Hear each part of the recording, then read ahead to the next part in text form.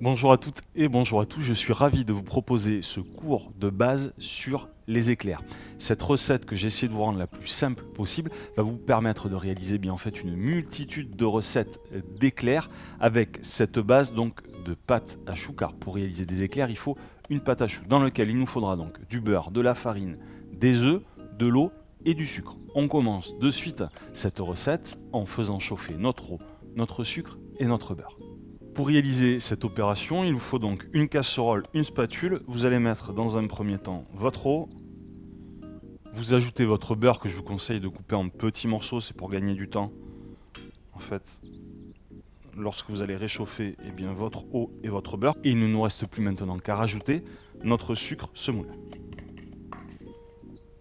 Donc maintenant vous faites chauffer votre préparation, comme je vous le disais, pour faire chauffer l'eau, pour dissoudre le sucre et fondre le beurre. Lorsque votre beurre sera fondu en intégralité, nous pourrons rajouter ensuite notre farine que je vous conseille de tamiser. Regardez, lorsque vous obtenez ce résultat, là maintenant je vous conseille de mettre sur un feu moyen et vous pouvez incorporer votre farine.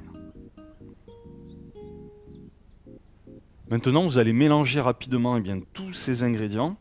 Nous allons légèrement dessécher en fait notre base de pâte à choux, c'est-à-dire qu'on va enlever un petit peu l'excédent d'humidité qu'il y a à l'intérieur. Donc vous allez voir que votre pâte au départ, voyez, ne va pas bien se tenir. Le but va être de la dessécher de façon à obtenir une sorte de pâte relativement compacte. Vous voyez, là on voit qu'elle n'est pas du tout compacte, elle est un peu disloquée. Lorsqu'on verra qu'on obtiendra quelque chose, vous allez voir, ça prend 1 à 2 minutes. Lorsqu'on obtiendra une pâte qui tiendra bien, vous voyez, qui se décrochera vraiment bien de notre spatule, on aura bien desséché notre base de pâte à choux afin par la suite d'incorporer nos œufs. Donc là, le seul conseil que je vous donne lorsque vous desséchez votre pâte, c'est de vraiment rester à côté, de bien mélanger rapidement pour éviter, vous l'aurez compris, que votre pâte accroche à votre récipient. Regardez, lorsque vous obtenez ce résultat, une pâte qui se tient bien, vous voyez, qui se décolle très facilement de votre spatule, vous pouvez stopper le feu. Maintenant, on va incorporer nos œufs. Pour réaliser cette opération, vous avez deux options, soit tout comme moi utiliser un batteur mélangeur. Moi je l'utilise, vous l'aurez compris, tout simplement pour que ce soit plus facile à réaliser cette vidéo, ou sinon vous pouvez mélanger vos œufs à la main, donc un saladier tout simple et une spatule. Donc là vous mettez votre base de pâte à choux à l'intérieur de votre cuve, et maintenant nous allons rajouter nos œufs un par un, ça c'est important.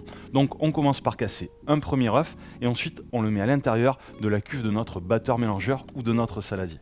L'autre petite astuce que je vous donne, évitez de casser vos œufs comme ceci au-dessus de votre pâte, car si jamais l'œuf n'est pas bon déjà, vous allez jeter toute votre pâte, et surtout, si vous mettez des bouts de coquille dans votre pâte, ça va être très difficile de l'enlever par la suite. Donc c'est pour cela que pour ma part, vous voyez, je casse toujours mes œufs d'abord dans un récipient, et une fois que c'est bon, qu'il n'y a aucune coquille, que mon œuf est bon, je peux l'incorporer à ma base de pâte à choux. Au départ, vous allez vous apercevoir en mélangeant que votre pâte va se disloquer à nouveau, c'est pas un problème. Après avoir mélangé une trentaine de secondes, vous allez voir votre pâte va se reformer, va refaire une sorte de pâton, une pâte plus compacte. C'est à partir de ce moment-là que nous pourrons rajouter le deuxième œuf.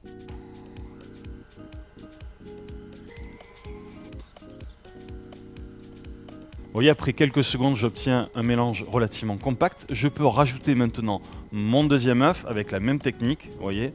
Je casse mon œuf dans un petit bol, je le mets dans mon saladier ou dans mon batteur mélangeur et je mélange à nouveau jusqu'à l'obtention donc d'une pâte à choux relativement compacte.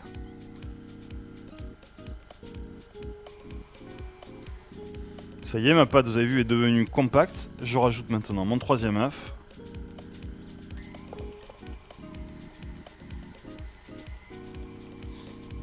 Et je termine avec mon quatrième et dernier œuf.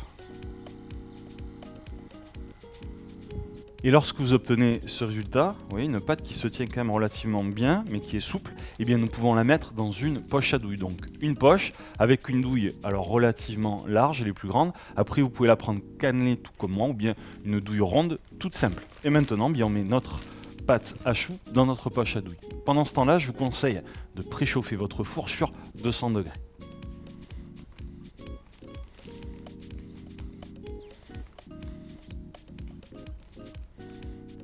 Il y a tout de même une petite astuce pour réaliser de superbes éclairs. Évitez lorsque vous mettez votre base de pâte à choux dans la poche à douille d'avoir des bulles d'air dans votre poche. Sinon lorsque nous allons coucher nos éclairs, vous savez, donc il y a la bulle d'air qui va exploser, qui va faire que votre éclair ne va pas être joli.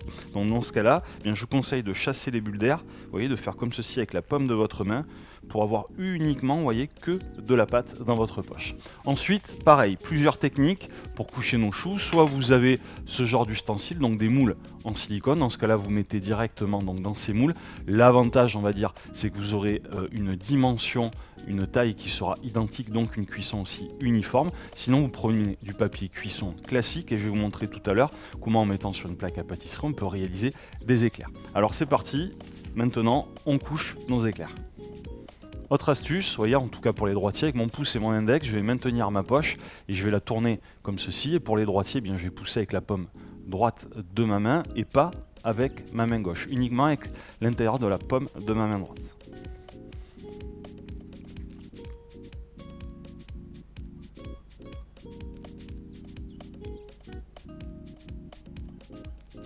Et lorsque vous arrivez en bout comme ceci, regardez, vous réalisez un petit geste brusque et vous remontez comme ceci, voyez, votre pâte. Et pour ceux qui n'utilisent pas de moule, comme je vous le disais, un papier cuisson tout simple, celui qu'on trouve dans le commerce, pas forcé d'avoir du papier, on va dire, à base de silicone, et vous réalisez exactement la même opération. Vous voyez, vous couchez vos éclairs comme ceci, et au dernier moment, pareil, je vous conseille, voyez, de relever comme ceci votre appareil. Maintenant, vous avez deux options pour dorer le dessus de vos éclairs, soit utiliser un œuf battu ou bien tout comme moi juste de l'eau. Un petit pinceau, là vous évitez bien évidemment de mettre trop d'eau. Vous allez délicatement, voyez, sur le dessus, mettre un tout petit peu d'eau.